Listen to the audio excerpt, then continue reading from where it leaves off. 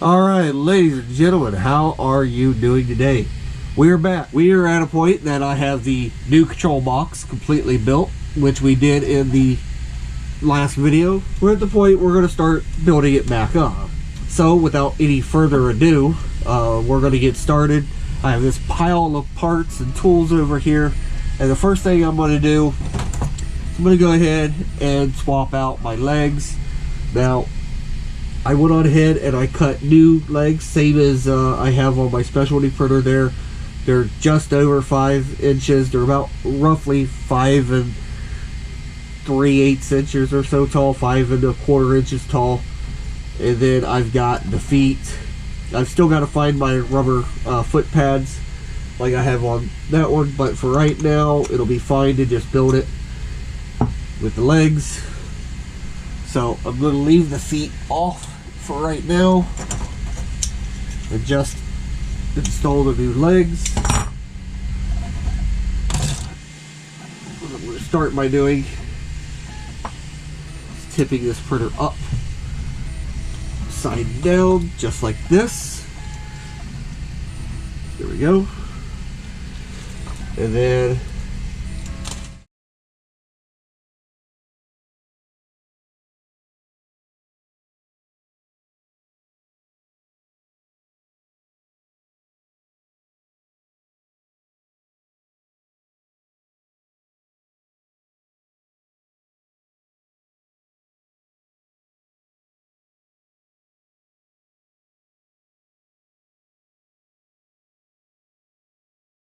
as you can see, I've got the 4 legs on. The legs are done. Now, got it standing on its legs. It's time to start the cabling and wiring process. The cabling for the extruder motor has a plug on it. I keep a plug on that extruder motor cable just for the simple fact that the extruder is one of the most frequently burned out motors on a 3D printer. Because the entire time a printer is running, that extruder motor is pushing filament through the hot end. So, I'm going to start here at the hot end. Alright? Now, right here, this black and white hashed wires is actually my 50-watt heater cartridge for the hot end. And this set of wires is actually the thermistor for the hot end. Now, I'm going to do this a little bit differently than most people. I'm going to actually be cutting these thermistor, I mean not thermistor, but the heater cartridge wires right about there. They're going to go away. Boom. Now, the reason I did that is because I have these. These are a set of Xt60 connectors. Now, I have a set of these on the specialty printer. I'm going to go ahead and install a set on the heater cartridge of the hot end here. So that way the heater cartridge, the hot end heater can actually be unplugged, as well as the thermistor and the fans. And then the whole hot end assembly can be removed in one assembly and not have to pull everything individually apart to do it. So these are Xt60s, as I said. Make it match that. Means this one is going to go on there. One's going to go on the base. I have this nice little soldering block right here. What this block does is it's going to hold the Xt60 connector nice and firmly in place, so I can then solder to it. Now, just with every other wire I'm going to be doing, I will touch the wires. Now, on this, I'm going to start by tinning the wires, pull some solder up, touch it to the tip of the iron, touch the wire, drag, still got solder on the tip, so touch the wire, drag, very nicely tinned. Now, since the tip of my iron is already tinned, I can come over here and I can start heating up and pulling solder over the plug. The way I like to do my Xt60s, Xt30s and things is I will fill the cup with solder just like that. Take the wire that's already tinned, dip it down into the cup, fire it up, hold it for just a second, and there we go. Nice, beautifully soldered Xt60. Now I'm going to do the same thing on this other side for the second wire.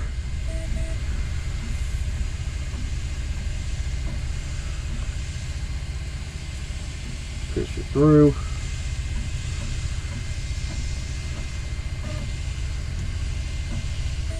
Fill the cup with solder. Stick my wire down in it. Fire it out. And hold on to the wire for a second until it starts to cool. There we go. That plug is soldered just like that. Now that's going to be really hot, so I'm going to leave that one sit to cool. And now again I'm going to use the opposite plug. This is actually an old one that I've salvaged.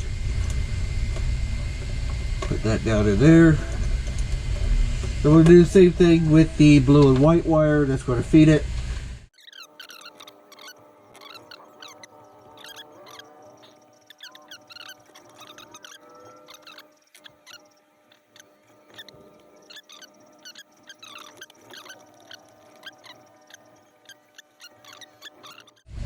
And boom, and now we have the second half of our Xt60 is soldered.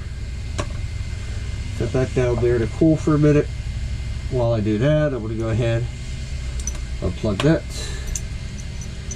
set this off to the side.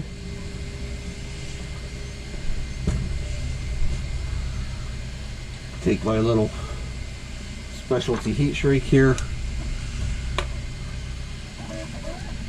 cut it roughly in half. Going to cover that portion.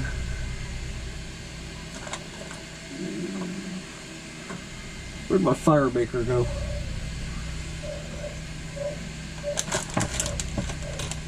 There it is. All right. Now,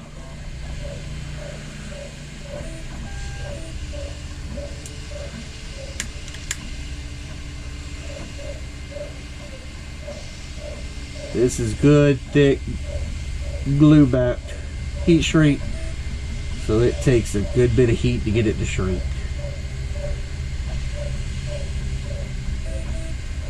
Start the shrinking. Light it up where I want it to get. Ooh, sticky. Go ahead, start sticking it down.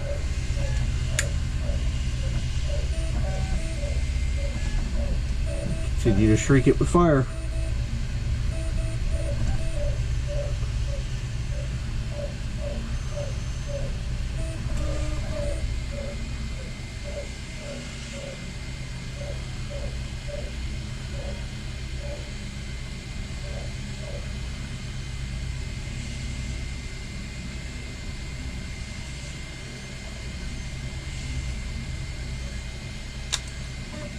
Nope. Whew, that's hot. Now, come on over here. I'll do the same thing to this half of the plug.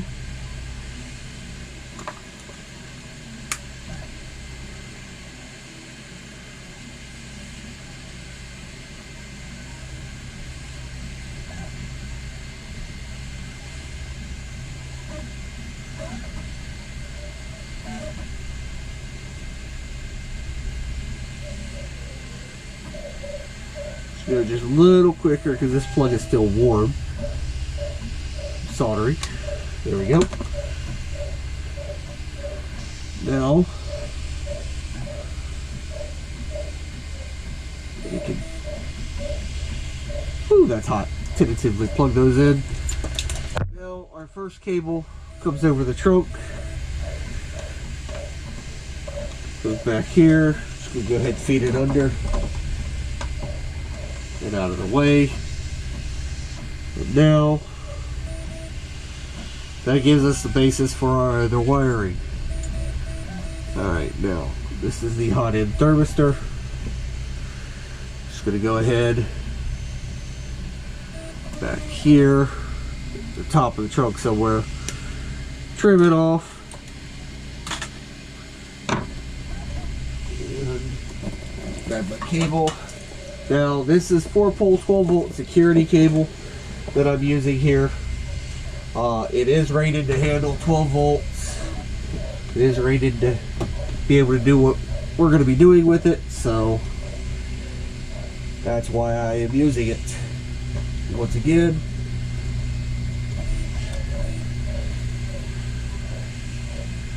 try to get it close to where it needs to be. Bring this over. And here ought to be good. Turn it off.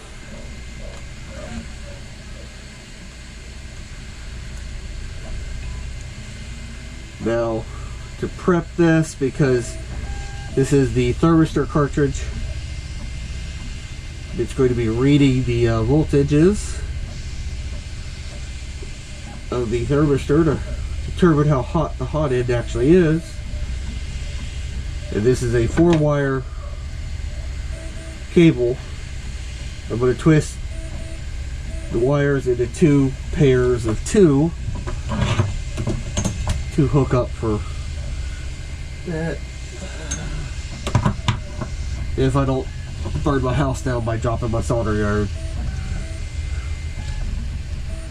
So, clean that up. So here I'm putting the blue and the red, the black and the yellow together as 2 pairs. I come down here, unplug the thermistor from the cable, so I'm not snatching on the End Thermistor wires.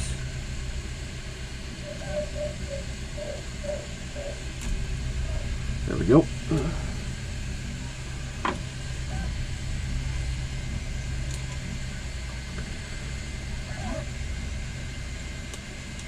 So now on the other end of this one, I said blue and red and the black and yellow are the pairs. So I'm going to come down to the other end of this cable real quick. I'm going to go ahead, strip a bit of sheathing back. We're going to take, once again, the blue and the red and then the black and the yellow, put them together. And this will help me remember which pairs are which. I don't have to do both. I can just twist the blue and the red together, then I'll do the black and the yellow are a pair. Before I do anything else, I'm going to go ahead and take my marker. I'm going to take my blue painter's tape.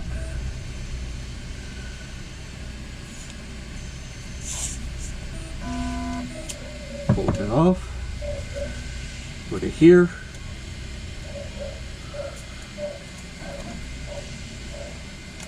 And I'm just going to mark this.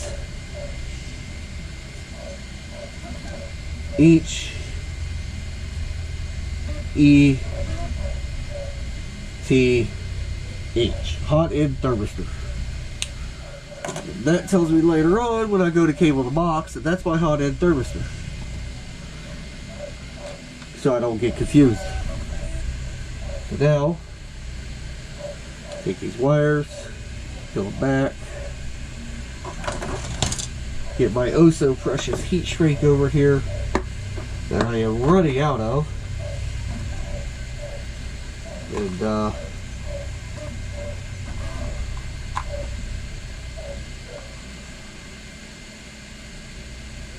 there's the heat shrink on these wires before I forget to. When I say I'm running out of heat shrink, I'm not running out at all, but I am running out of some sizes that I use a lot of, which I will be needing in this printer. So, yay.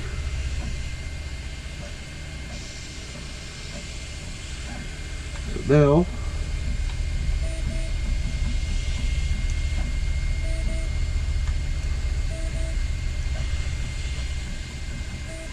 trim these down just a hair.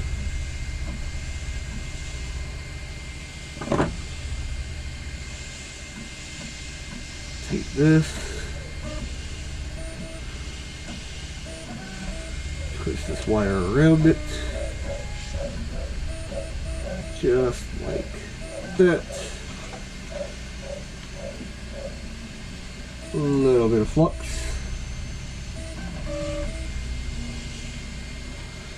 Get my solder pulled up.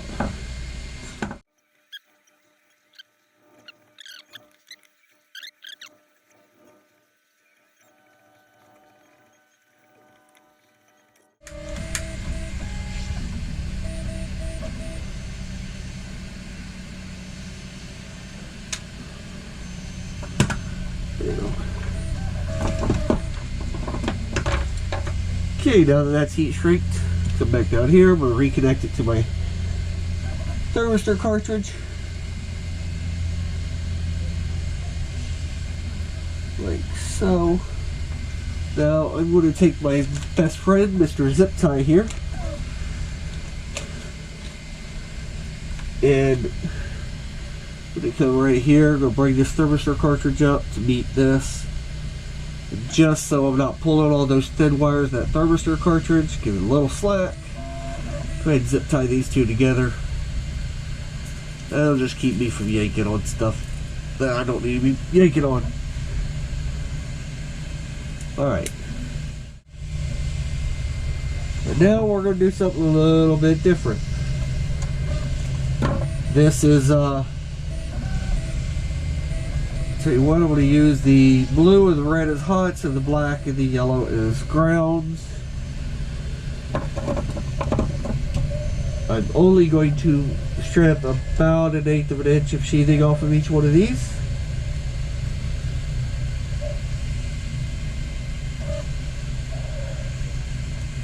Because now, and I'm not going to tin the ends of these, I'm not going to put any solder on them. I'm going to side by side, get them all nice and trimmed and linked, make it look good.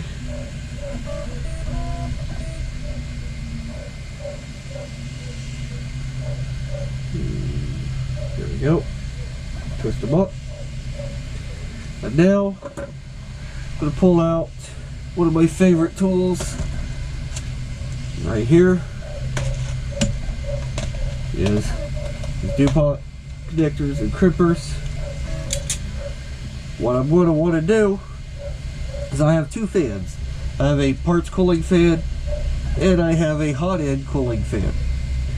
So in order to be able to connect them, I gotta have plugs, because I want to be able to unplug all this. If I gotta change this fan, I want to be able to unplug it and pull just this fan off. I need to change this one, same thing.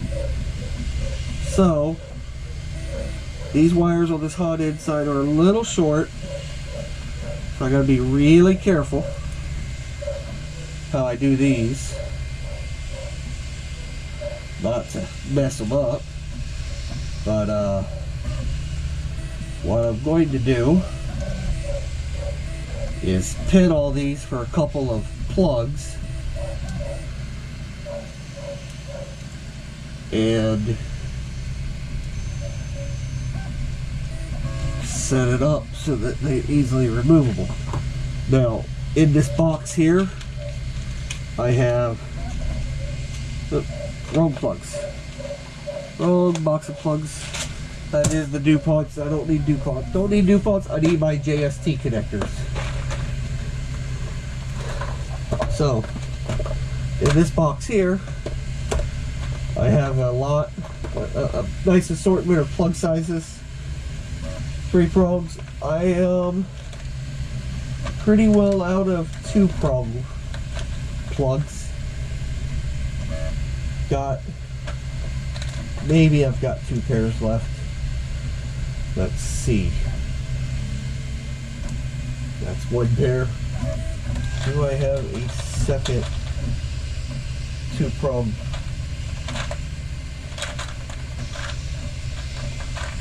Sometimes they get mixed together and get lost. Those are all 3 prongs. Well, looks like one of them will have to be a 3-prong connector because I am out of the 2s. That's a 4. So, alright. 2-prong and a 3-prong we'll have to do.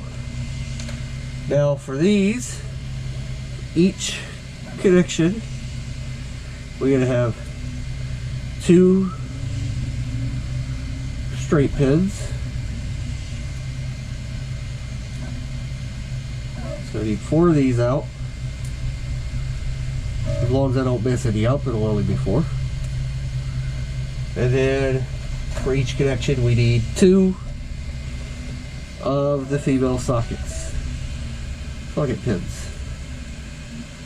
Again, as long as I don't mess any up, it'll only take 4 of these.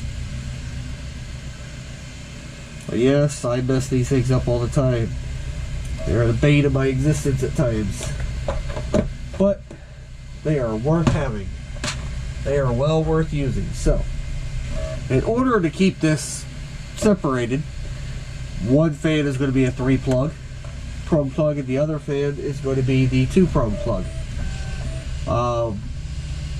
Being locations and stuff, I'm going to make the hot end cooling fan the 2-prong, and I'm going to make the parts cooling fan the 3-prong.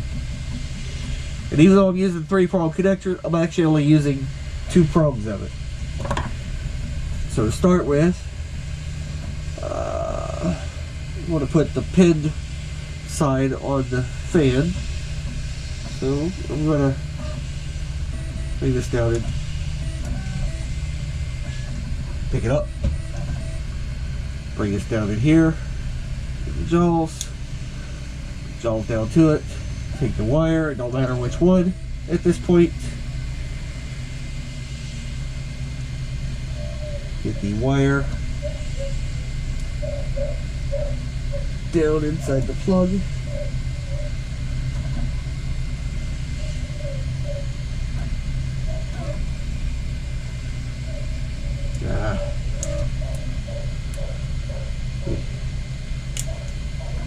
Start to crimp that.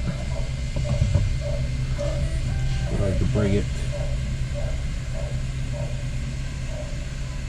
down here.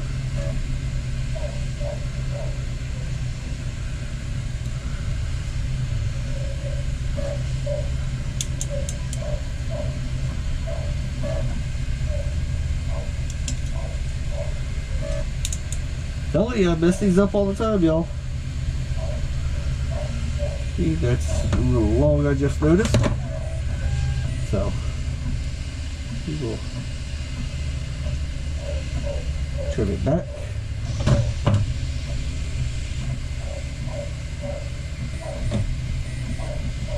Press my wire into the plug.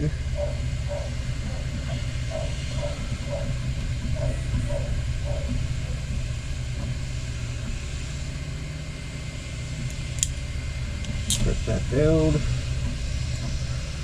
Move it over.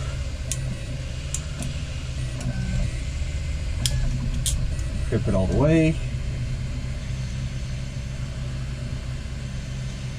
And those aren't crimping the best. Just manually finish folding it over.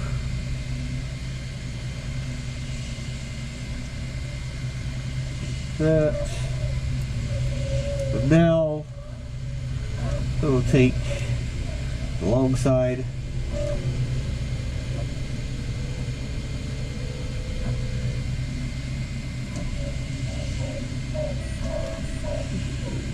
outside. Press it in. Like tweezers. Because this is very thin wire.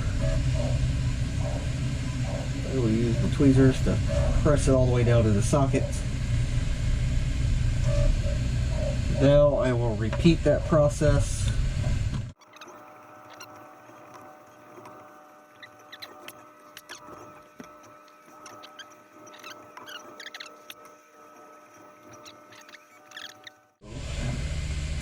Press that into it, locks. Alright. Now then, I'm going to choose which cables I'm going to use. Like I said, the blue and the red are going to be hots, the black and the yellow are going to be grounds. So I think I'm going to use the blue and the yellow for the part of the hot end fan, and the black and the red for the parts cooling fan. Now, crimping these is just like crimping the other ones, but now we're using these small little bitty female terminals. In fact, all the female terminals are going to be on this wire, so I can go ahead and get all these crimped and pressed in, and then we'll come back for the assembly. Here's the important part. These are fan motors. They have a positive, they have a negative. They have a hot, they have a ground. You have to make them match. So what I like to do is I'll start with this 2-pin here. So I like to just not plug it in, but just set it in the socket. And then I can tell, okay, my red and my blues are going to be my positives. So I want my blue to go to the positive on this. So I'm just going to match the positive to this side. I can now pull this out. Go ahead and lock this pin down in the socket, or in the plug.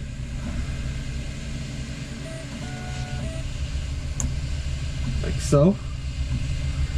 And then, because my green or yellow, whatever this is, I think it's more yellow than green, but anyway, this one is going to be my ground. And yes, I am technically colorblind, so, but I'm going to go ahead and I'm going to press this one in, press it all the way down, and that one is done. Now I'm going to do the same thing with my 3-pin for my parts cooling fan. I'm just going to set it down to the socket. Go, okay, the power is over there. This one's going to be the red and black, so it makes it a little bit easier. And then notice I went to the 2 outside. I did not use the center pin location, so these are spread apart. So there we go. Positive goes there. And I can go ahead and press this one all the way in and lock it. And then I can put the ground in. Do the same thing. Make sure it's pressed all the way in and locked. Alright. Now, we can go ahead and plug these in. And if we hit power, we can test them. But we'll get to that later. That'll be part of the diagnosing and stuff. But now, what I can do is over here. Alright. And that, ladies and gentlemen, is the actual hot end trunking done, or the hot end cabling. Pull these down so they're loose. Down so they're loose. I'm going to go ahead and zip tie these together down here. And then I'm going to bring the bundle down, bring this around, bring the wire bundle down a little bit like this. Go ahead and zip tie wire harness to the hot end assembly.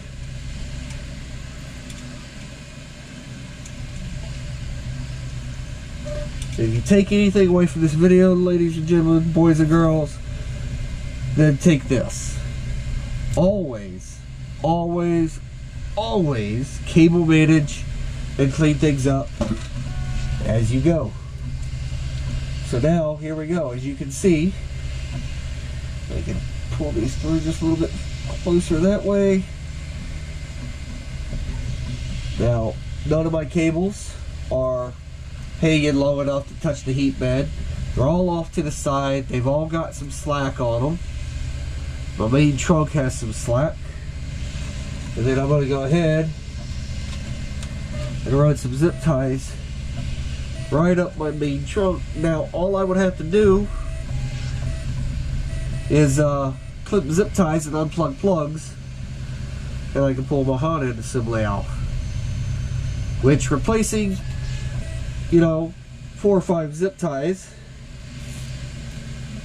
and being able to just unplug things and pull your whole hot end assembly off to change nozzles and tubes or rebuild anything you need to do is a lot better than having to worry about having to undo everything from the actual hot end assembly itself and leave things daily on the printer. So, let me come back. I'm going to come up here.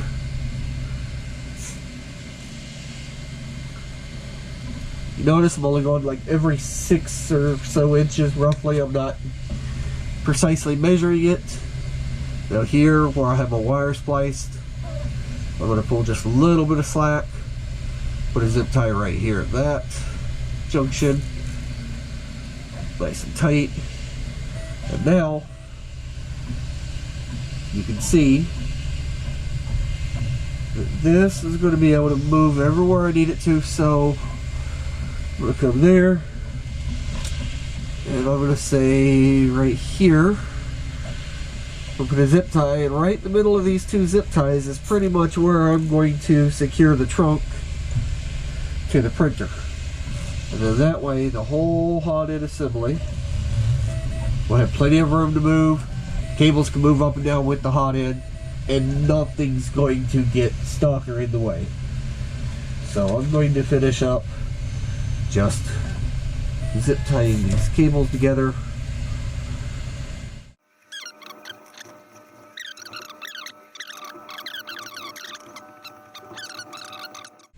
Alright, now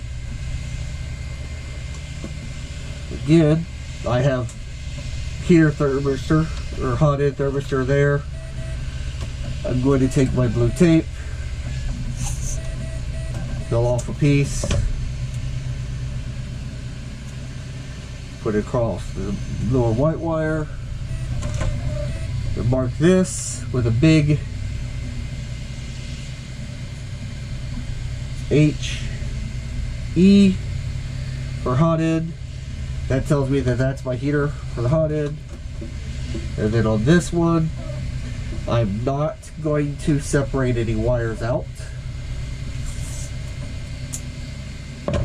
like I did for the thermistor. I'm just going to put a piece of tape on it, and I'm going to label this one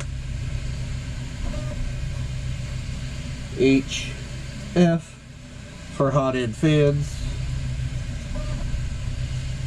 Do it on the other side just for the hell of it. So, fans, and that main trunk cabling there is done for the hot end. So I will go back and go ahead and snip these zip ties. Okay, now the next thing I'm going to do, I'm going to pull out another piece of security cable here. Light it up there. Just going to pull it up, bring it down over to this, right here, and now we'll bring this down about right there. All right, we'll go ahead, bring this back out, trim this off.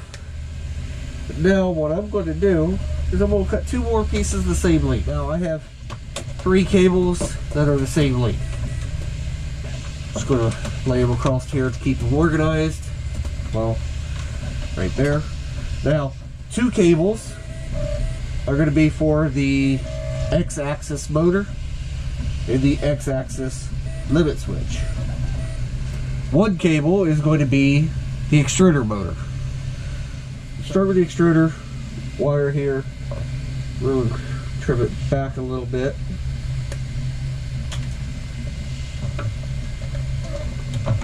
Get the heat shrink prepped.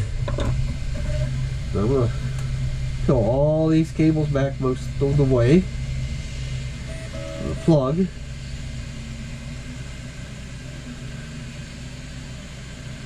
Just like that.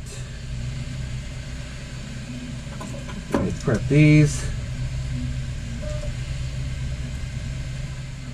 Now, I've showed in the previous video doing the power box how I solder the wires, heat shrink them, how we do all that. So I'm not going to bore you with all that details in this video. So what we're going to do is we're going to cut right here. As you can see, I got the X-axis limit switch with the striker for the Z-axis limit switch all installed. I got the Y-axis limit switch installed. I got the X-axis limit switch and motor cabled over. Got the extruder motor cabled over. Got everything trunked. I got the main trunk running down the back of the printer, and everything's tied off to the base. We are looking good. The next thing we're actually going to do is we're going to go ahead and cable up the Z-axis motors and the Y-axis. So I'm going to pull me some cable out. Now, come up here, get it somewhere in this bundle, because of course it's going to be longer than it needs to be. Okay, and there's that to there. And I'm going to come around, bring it to there. We'll call that good for that one. And then I'm going to go ahead, pull out the cable for the other one. I'm going to add a little bit more because we got to come across the frame. Yep, that'll work. Just like that.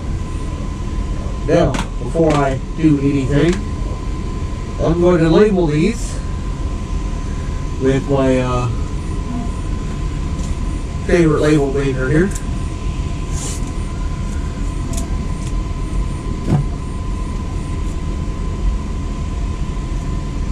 And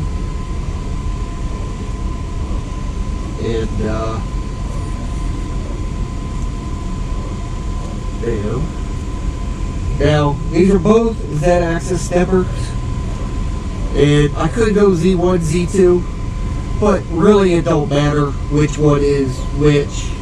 So I'm just going to label them with a big Z for Z-axis. Just like that. Now, what I will do, make sure I know which one is the longer one for that one, and I will set it off to the side, and we'll start with this side over here, because we can get to it, and the wires are right here accessible for us.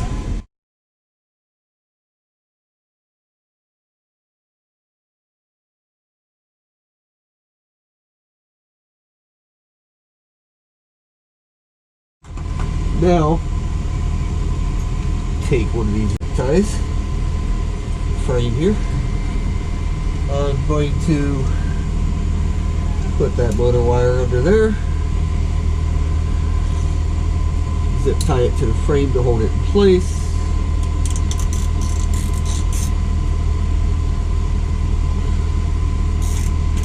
There we go. Now it's out of the way there.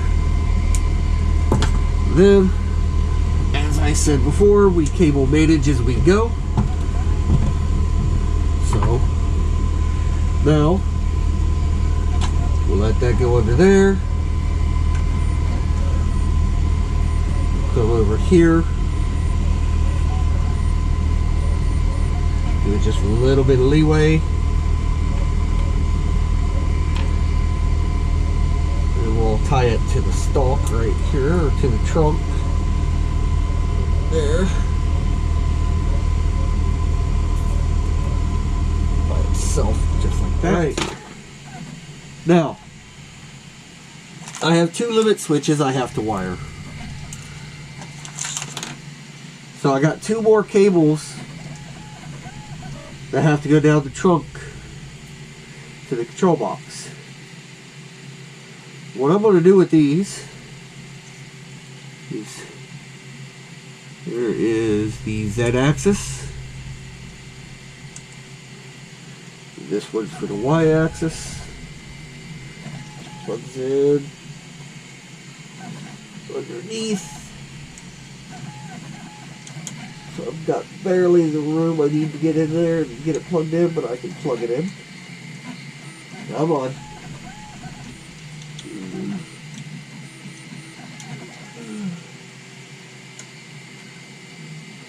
Where's my tweezers?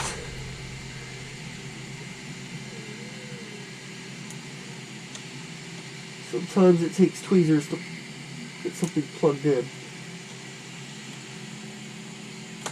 Bam. Alright. Now, the limit switches only have 3 wires coming out of them. A red, a black, and a green. Okay. That means they have a 5-volt source, they have a ground, and they have a sense wire, which is the green one. They are powered, 5-volt powered switches. So basically what happens is the 5-volt comes into the switch, it is grounded, and when the switch is tripped, it actually sends a 5-volt signal back down the signal wire to the control board to tell it, hey, time to stop. So, I'm going to start once again. These wires will be way too long. But like I said, you can always cut wire down to the right length. You cannot stretch it. So, one for the Y, and then for the Z, I'm going to add that much more to it. Down, bam. There we go. Now, the limit switches are only 3 wires. These cables are 4. So what I'm simply going to do is cut the blue one off and use the black, the red, and the green. And I'm going to solder these up, cable them, and we'll be right back.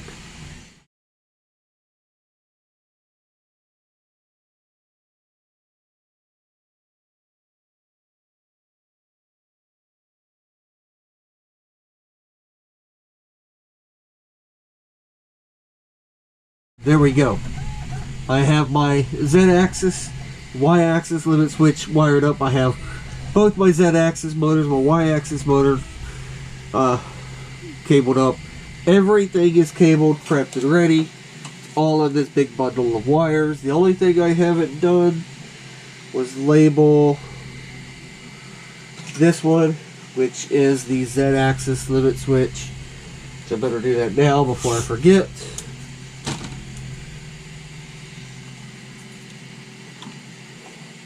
And I'll just put a ZLMT. Z limit. Drop that. Now, this is basically all the cabling, all the wiring that's got to be done to be able to make a functional printer. Okay, ladies and gentlemen, that's it. All the motors, all the limit switches, all the mechanical for the printer is cabled The only thing left to do is to trim the ends of the wires, pin all the terminals, and connect everything to the board. Now, we're going to leave this video off right here. And then, off camera, I'm going to go ahead and get all these pinned and ready to go to the board. Don't need to bore y'all with all of those details. In the next video, when we come back, we will build the lighting system and wire the entire lighting and hook everything into the control box, flash the firmware, and get the printer going and printing. So, I hope y'all enjoyed this video. As you can see, I've got a lot of pinning to do, a lot of work to do on the pinning. So, come back next time for the final video when we wrap up this build. Y'all take care.